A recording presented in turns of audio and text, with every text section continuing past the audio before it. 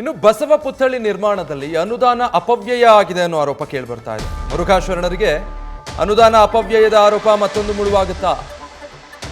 ಕಂಚಿನ ಬಸವ ಪುತ್ಥಳಿಗೆ 28 ಕೋಟಿ ಅನುದಾನವನ್ನು ರಾಜ್ಯ ಸರ್ಕಾರ ಬಿಡುಗಡೆ ಮಾಡಿತ್ತು. ಬಟ್ ಈ ಅನುದಾನ ಅಪವ್ಯಯವಾಗಿದೆ ಅಂತ ಆರೋಪ ಕೇಳಿ ಬರ್ತಾ ಇದೆ. ರಾಜ್ಯ ಸರ್ಕಾರ ನೀಡಿದ್ದಂತಹ ಅನುದಾನ ಸಮರ್ಪಕವಾಗಿ ಬಳಕೆಯಾಗಿಲ್ಲ, ಕಾಮಗಾರಿಯಲ್ಲಿ ಅನುದಾನದ ದುರ್ಬಳಕೆಯಾಗಿದೆ ಅಂತ ಈ ಕುರಿತು ಡಿಸಿಗೆ ದೂರು ಸಲ್ಲಿಸಲಾಗಿದೆ.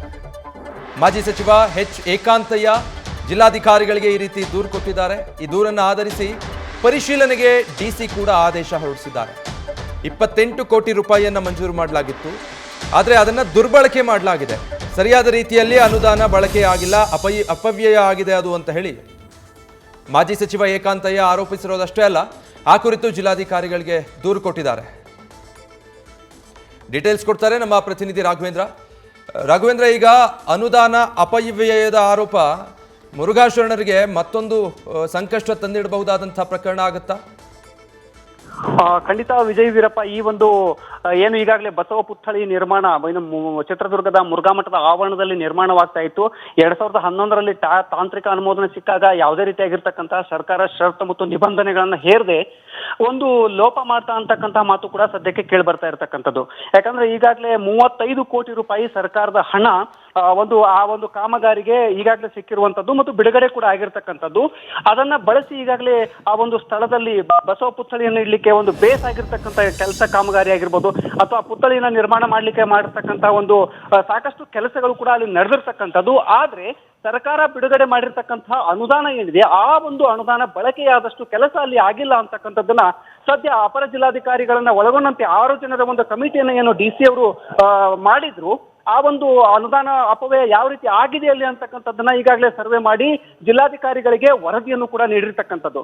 ಅಂದ್ರೆ ಏನು, ಈಗಾಗಲೇ 2011ರಿಂದ ಹಿಡ್ಕೊಂಡು 2021ರವರೆಗೂ ಕೂಡ ಯಾವುದೇ ಷರತ್ತುಗಳಿಲ್ಲದೆ ಹೋಗಿದ್ರು ಕೂಡ 2021ರಲ್ಲಿ ಈಗಾಗಲೇ ಏನು ಸಾರ್ವಜನಿಕ ಹಣಕಾಸು ಅಂದ್ರೆ ಸರ್ಕಾರದ ಹಣಕಾಸನ್ನ ಏನು ಬಳಸಿರ್ತೀರಿ, ಇದಕ್ಕೆ ಸಾರ್ವಜನಿಕ ಹಣಕಾಸನ್ನ ಬಳಕೆ ಮಾಡಿದ ಹಿನ್ನೆಲೆಯಲ್ಲಿ ಏನು ಒಂದು ಪಾರದರ್ಶಕ ಕಾಯ್ದೆ ಇದೆ 1999 2000 ಪಾರದರ್ಶಕ ಕಾಯ್ದೆ, ಆ ಕಾಯ್ದೆ ಅನ್ವಯ ಲೆಕ್ಕಾಚಾರಗಳನ್ನ ಕೊಡ್ರಿ ಅಂತಕ್ಕಂಥ ಮಾತನ್ನ ಆ ಕಮಿಟಿ ಕೇಳಿತ್ತು.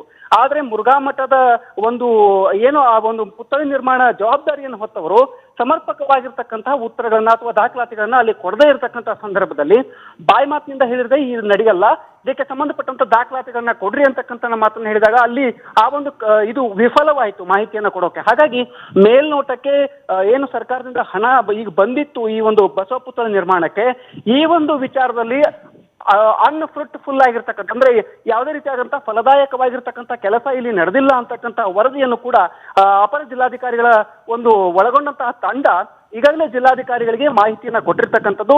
ಅಲ್ಲದೆ ಒಂದು ಪ್ರಮುಖವಾದಂತಹ ಅಂಶವನ್ನು ಕೂಡ ಹೇಳುತ್ತೆ, ಏನಂದ್ರೆ ಸರ್ಕಾರ ಮಟ್ಟದಲ್ಲಿ ಉನ್ನತವಾದಂತಹ ತನಿಖೆಯನ್ನು ನಡೆಸಿ ಅಗತ್ಯ ಕ್ರಮ ಕೈಗೊಳ್ಳಬಹುದು ಅಂತಕ್ಕಂಥದ್ದನ್ನು ಕೂಡ ವರದಿಯಲ್ಲಿ ಸ್ಪಷ್ಟವಾಗಿ ಹೇಳಿರ್ತಕ್ಕಂಥದ್ದು. Vijay Veerappa. Okay, thank you Raghavendra. News first ನಿರ್ಭೀತಿಯಿಂದ ನಿಮ್ಮ ಪರವಾಗಿ.